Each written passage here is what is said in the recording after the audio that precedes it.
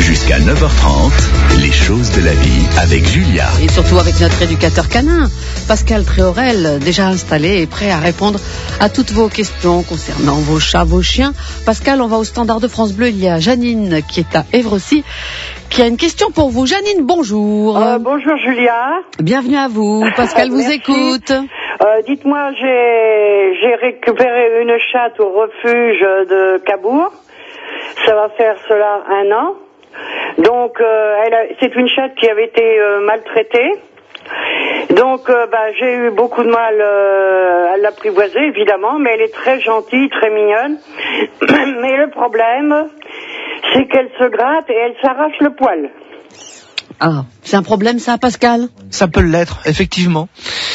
Janine, à quel endroit elle s'arrache les poils? N'importe où. Sous le ventre, sur le dos, n'importe. Sur le dos, comment c'est possible ça? Eh oui, elle a des positions, écoutez, elle est vraiment élastique. Hein. Ouais. Parce qu'elle se met une patte en arrière et puis elle s'arrache sur le dos. Bon, c'est pas toujours facile de s'arracher les poils comme ça. Hein. Oui, voilà. Alors quand je la vois, je la dispute forcément. Mais elle se gratte, elle a des boutons. Est-ce que ça vient des croquettes? Je lui donne Ultima. Alors, on va peut-être pas forcément citer de marque, Janine, mais effectivement, l'alimentation peut être une bonne piste. Oui, voilà. Ça peut être... Comme elle est stérilisée. Oui, il vaut mieux lui choisir une alimentation pour chat stérilisé, mais ça ne fera pas tout. Hein. Il est possible que votre chat développe des allergies un petit peu comme nous, des allergies aux acariens, aux allergies à des tas de choses, à une plante que vous avez chez vous, aux produits ménagers qu'on utilise au sol. Il est possible que ce soit ça. Hein. Donc, peut-être, première, Janine, changer d'alimentation. Oui. Vous verrez si ça vient de ça. Hein. Oui. Mais là, vous m'avez parlé de boutons. Oui, elle a des boutons, mais elle n'a pas de puce. Hein. Elle a été traitée et tout parce que je l'avais emmenée chez un veto dès que je l'ai eu et donc. Et il a vu des petits boutons de vétérinaire? C'est-à-dire qu'au refuge que je l'ai eu, la dame m'avait dit qu'elle avait fait de l'eczéma, mais elle était maltraitée, vous comprenez? Ouais, donc peut-être Janine, vous avez raison, on va changer d'alimentation, lui donner une alimentation appropriée que vous avez chez des professionnels ou chez les vétérinaires, hein, une alimentation pour chat distérilisée. Et puis ensuite, faites attention aux produits que vous utilisez. Mais est-ce qu'elle a un arbre à chat? Est-ce qu'elle va dans un endroit qui est un petit peu... c'est-à-dire que c'est mon tapis qu'elle griffe. Hein. Alors mon gendre a fait une espèce d'arbre à chat, mais elle commence à y aller. Bon, ça, c'est bien, mais ça fera pas tout, si vous voulez. Là, s'il y a un gratouillis avec des petits boutons, je pense qu'il faut quand même aller voir le vétérinaire pour qu'il puisse analyser ce que c'est comme type de bouton. Ça peut être des puces sans que vous le voyez, hein. Oui. Parce que le chat qui s'arrache les poils et qui se gratte, c'est possible que ce soit la puce, mais c'est possible aussi que ce soit un autre petit problème que le chat avait étant tout petit. Donc là, le vétérinaire va regarder précisément au niveau de la peau ce qui peut se passer, et s'il y a un antibiotique à prendre, et s'il y a un médicament à faire, parce que là, l'alimentation, changez-le tout de suite et regardez si dans 3 semaines, 1 mois, c'est toujours pareil. Allez consulter chez un vétérinaire, Janine. Bon, merci beaucoup. Ok. Voilà, Janine. Merci beaucoup. Bonne journée à Évrecy. Et continuez comme ça, c'est super votre émission. Merci, Janine. Merci. Au revoir. À bientôt. Pascal, justement, on va continuer un petit conseil autour des chats avec une animation sur la toilette des chats que vous organisez le week-end prochain. Oui, c'est une première. C'est pas toujours évident de parler de la toilette du chat parce qu'en France, le chat, il vit souvent avec nous dans la maison sans s'en occuper. Bon, il passe à côté de nous. On se dit il est propre parce qu'il se lèche en permanence. Il faut quand même savoir qu'il passe des heures et des heures à se lécher le derrière. Donc après, il se lèche les poils, etc. On pense qu'il est complètement propre, ça n'est pas tout à fait vrai. Une animation, ça va se passer au magasin à Caen, à Tout Chat et Chien à Caen, qui va vous laisser venir avec votre chat dans une caisse de transport pour sa sécurité et la sécurité des toiletteuses. Il va donc y avoir 2 toiletteuses qui vont vous expliquer comment on le brosse. D'abord, si on le brosse, si on le peigne, si on le l'étrille, comment lui nettoyer les oreilles, en fait, comment lui faire une petite toilette, voire un bain. Alors ça va t'expliquer comme ça, avec 2 toiletteuses professionnelles. Voilà, pour ceux qui ont envie d'en savoir plus sur la toilette du chat. Retour au standard de France Bleu Basse Normandie dans un tout petit instant. France Bleu. Jusqu'à Jusqu'à 9h30, les choses de la vie avec Julia. Avec Pascal Tréorel, éducateur canin dans le Calvados. Pascal vous conseille à propos de vos chats, vos chiens, vos questions au 02 31 44 48 44. Pascal, on va accueillir Isabelle qui est à Deauville. Isabelle, bonjour. Bonjour. Bienvenue, on vous écoute. Bonjour Julia, bonjour Pascal. Alors moi j'ai un labrador qui est un amour de chien qui a 4 ans et son gros problème, enfin notre gros problème, c'est qu'il est fugueur. Alors le vétérinaire nous a conseillé de le stériliser, ce qui a été fait il y a 15 jours. On pensait être tranquille, bon il a la pose une collerette en attendant que ça cicatrise et malgré cela il a quand même essayé de passer, il a déchiré cette collerette et il est encore parti avec ses fils, enfin on l'a retrouvé il a toujours un collier avec notre numéro de téléphone et jusqu'ici donc nous avons eu la chance que les gens nous rappellent, mais on a peur de le perdre un jour et puis que faire? Là c'est vraiment un gros point d'interrogation. Pascal, qu'est-ce qu'on fait? Bonjour Isabelle. Bonjour. Bon là c'est vrai que le vétérinaire a eu raison, c'est qu'une castration souvent ça peut résoudre un peu le problème. Mais là on est trop tôt, 15 jours de castration c'est trop tôt pour avoir fait l'effet. Il va falloir encore attendre au moins un mois et demi, 2 mois pour voir justement l'effet se faire. Ça ne se fait pas du jour au lendemain, le changement de toutes ces odeurs, toutes ces choses, mais ça ne résout pas le problème non plus des fois à 100%. Il a dû vous le dire, ça améliore, mais ça ne résout pas des fois à 100%. Alors, Isabelle, il existe des clôtures anti-fugue.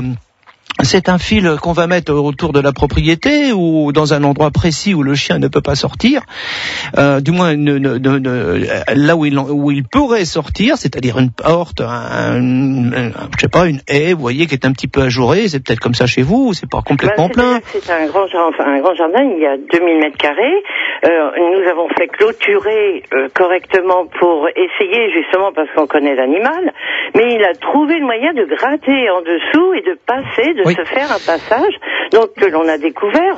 Nous avons de nouveau reclôturé, mais bon, si ce n'est là, il passera ailleurs, c'est sûr. C'est sûr, Isabelle. Alors cette clôture anti-fugue n'est pas forcément un système éducatif, Julia. C'est un système qui est correctif. C'est-à-dire que quand le chien va s'approcher de la clôture, lui, le chien, il a un collier. S'il s'approche trop près, 1,50 m, ce collier va vibrer. Et là, si le chien persiste encore à rester dans cette zone ou s'approcher trop près du fil, là, il va se faire secouer. Et il va faire demi-tour, parce que c'est un endroit qui devient désagréable. Surtout, donc c'est un machin qui fonctionne à ultrasons électrique ou comment ça se passe? C'est électrostatique. En fait, c'est ce qu'on a sur la télé, la voiture. Vous savez, l'été, quand on met les clés dans la voiture et qu'on se fait secouer, ou alors qu'on dit bonjour à quelqu'un, ça arrive de se faire secouer, toucher un plastique. C'est l'électricité statique. Donc, ça n'est pas mortel, mais ça n'est pas agréable non plus. Mais là, faut faire attention. C'est que si ce chien, à la force de fuguer, risque de porter accident à d'autres, et puis lui-même se faire accidenter, c'est un petit peu dommage. Donc, ces clôtures sont en vente dans les jardineries, sont en vente dans les magasins spécialisés. Donc, je vous dis pas de le mettre en permanence, Isabelle, mais au moins lui faire comprendre que quand il s'approche de cet endroit qui peut fuguer, là, il peut se faire secouer. Donc, c'est complètement autonome, c'est facile à faire. Le fil, on peut l'enfoncer jusqu'à 5 cm de profondeur, et personne ne le voit. Ça veut dire qu'on peut tondre. L'enfoncer 5 cm dans la terre? Oui, on peut l'enfoncer dans la terre ou le laisser sur la terre. Mais si vous êtes obligé de passer la tondeuse, le fil va passer dans la tondeuse, ça fonctionnerait pas. Alors, ce fil ne transporte pas de l'électricité à proprement parler. C'est-à-dire que vous pouvez toucher le fil facilement. Ce qui va transporter, c'est des ondes. Et lui, le chien, il a un collier qui réceptionne les ondes et ce collier se dit, il est trop près de là, je sonne. S'il est encore trop près, je le fais secouer. Ça va, Isabelle? D'accord, oui, s'il n'y a pas d'autre moyen. Mais sinon, j'ai bien compris, Isabelle, faut être patiente aussi. Oui, par rapport à la castration. Il faudrait peut-être voir si votre chien, des fois, n'aurait pas une petite copine à côté aussi, parce qu'il y a l'époque des chaleurs. C'est un rat derrière des écuries qui sont quand même... il aime les chevaux, Et voilà. Et donc, là-bas, il y a des chevaux et on a très peur, si vous voulez, qu'ils se battent avec les autres chevaux ou même qu'il aille dans les jambes des chevaux. Enfin, on ne sait Alors, jamais. sinon, la dernière solution, Isabelle, c'est de prendre un cheval directement chez vous, Ah oui, non, mais ça n'empêchera pas la fugue.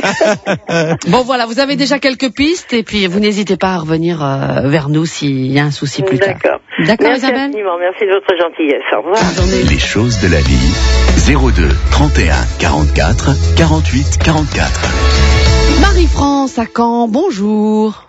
Oui, bonjour. Bienvenue à vous, on vous écoute. Eh bien, il s'agit d'une chienne qui est un berger australien, âgé de 6 ans. et qui fait de temps en temps des crises que je pense être des crises de tytanie.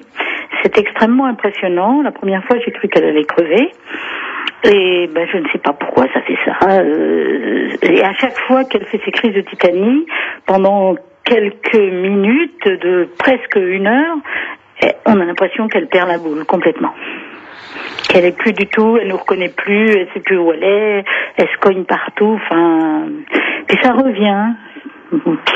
Je sais pas Pascal, du tout. alors ça c'est l'éducateur ou c'est plutôt du domaine du vétérinaire? Là, en urgence, j'irai voir directement le vétérinaire pour lui expliquer ce que vous avez remarqué. Alors, essayez de prendre des informations du genre, est-ce qu'elle le fait plus après le repas ou le soir, à la tombée de la nuit? Essayez de prendre ces informations-là, ou ça peut être au réveil, hein. Ça va donner des indications au vétérinaire pour vous aider dans vous guider et puis faire un traitement, hein. Oui, Pour l'instant, c'est plutôt le soir. Mais on m'a dit aussi que c'était lié à la Lune. Alors je ne sais pas si c'est vrai. Alors, que la Lune pouvait avoir une influence. Tout à fait, Marie-France. Il peut y avoir des incidences dans la Lune, mais on va pas faire on dit, parce que là, votre chien, a priori, a un réel problème, et c'est des graves crises, puisque même vous le décrivez comme des graves crises. Je pense que là, Marie-France, c'est le vétérinaire directement.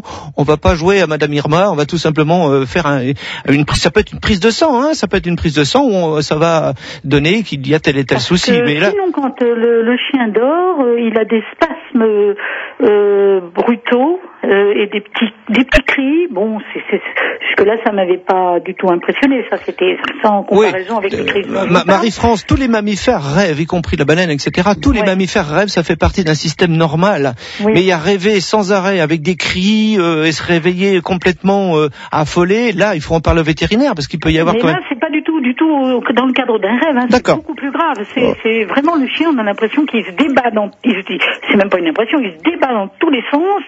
Il bave. Pendant quelques minutes, vraiment, on a l'impression qu'il va crever, quoi. Et puis après, il perd la boule, il sait plus où il est, et puis ensuite, ça revient tout doucement. Ok, c'est le meilleur conseil, hein, aller voir le vétérinaire, parce que là c'est... Oui. Voilà, Marie-France. Merci. Bonne journée, Marie-France, à Caen. Mais oui, de temps en temps, il faut prendre son animal et aller voir le vétérinaire. Bon, Pascal, on n'a pas le temps de prendre d'autres auditeurs. Pardon pour ceux qui patientaient au standard de France Bleu. Mais Pascal revient prochainement et pourra répondre à nouveau à vos questions. Merci encore, Pascal, et puis bonne journée. Merci, au revoir. À très bientôt. Bonne journée.